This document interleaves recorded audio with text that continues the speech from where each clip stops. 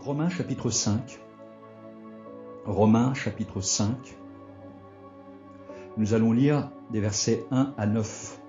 Romains chapitre 5, versets 1 à 9. Étant donc justifiés par la foi, nous avons la paix avec Dieu par notre Seigneur Jésus-Christ, à qui nous devons d'avoir eu par la foi accès à cette grâce dans laquelle nous demeurons fermes, et nous nous glorifions dans l'espérance de la gloire de Dieu.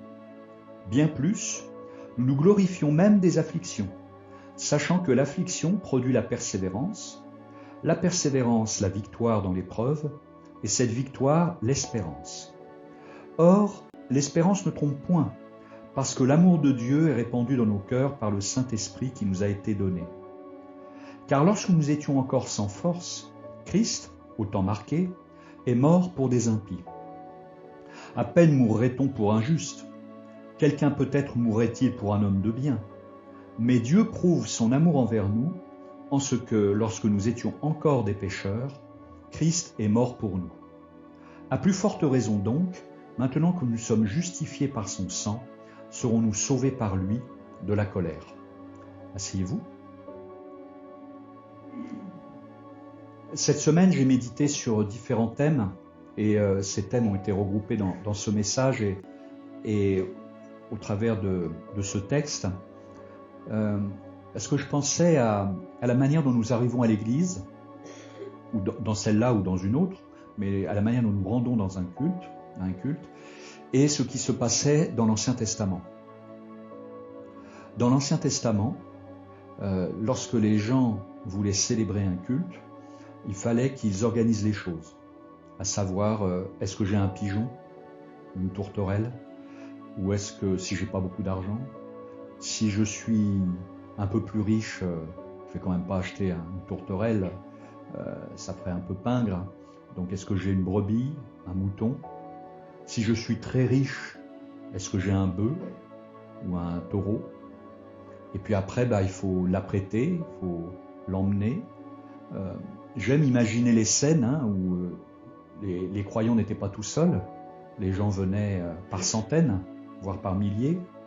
Chacun apportait son offrande. Et devant, il y avait des animaux qui étaient égorgés, ça criait, il y avait l'odeur du sang. Donc je peux vous garantir qu'un animal, il sent la mort de loin, donc il n'a pas envie d'y aller, il sait ce qui l'attend. Donc voilà ce que c'était un culte. Et puis ensuite, on arrivait, on confessait ses péchés, et qu'est-ce qu'on faisait après? On repartait chez soi, on rentrait pas. On rentrait pas dans le lieu saint, et encore moins bien sûr dans le lieu très saint. Voilà ce qu'était un culte.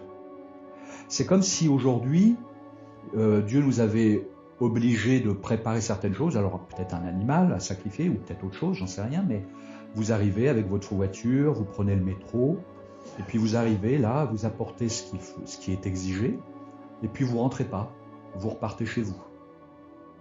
Voilà ce qu'était un culte. Je ne sais pas si on réalise le privilège que nous avons. Alors évidemment, nous ne sommes plus sous la loi, ce qui fait que le bâtiment en lui-même n'est pas considéré par Dieu comme un lieu saint ou très saint, puisque le bâtiment, c'est nous aujourd'hui. C'est le corps de Christ. Et donc, nous avons le privilège d'être acceptés par les autres, qui que nous soyons, avec nos erreurs, notre tempérament, nos péchés, nos dettes, nos qualités aussi. Mais qui que nous soyons, quoi que nous ayons fait par le passé, nous sommes acceptés dans le bien-aimé, donc acceptés dans l'Église. Nous y avons notre place, et puis nous avons notre part aussi, parce que nous sommes aujourd'hui tous des prêtres. Nous officions tous. Nous pouvons tous rentrer dans la maison de Dieu qu'est l'Église de Jésus-Christ, et nous pouvons tous œuvrer pour le royaume de Dieu. Avant, il n'y a que les prêtres de la tribu de Lévi qui avaient le droit d'officier, puis les autres avaient un travail séculier, et il y avait donc des intermédiaires, des prêtres. Aujourd'hui, il n'y a pas d'intermédiaire. Aucune personne dans cette salle ne doit se dire moi je viens, j'assiste et puis je repars. Non, vous êtes censé être actif et d'être accepté aussi, tel que vous êtes.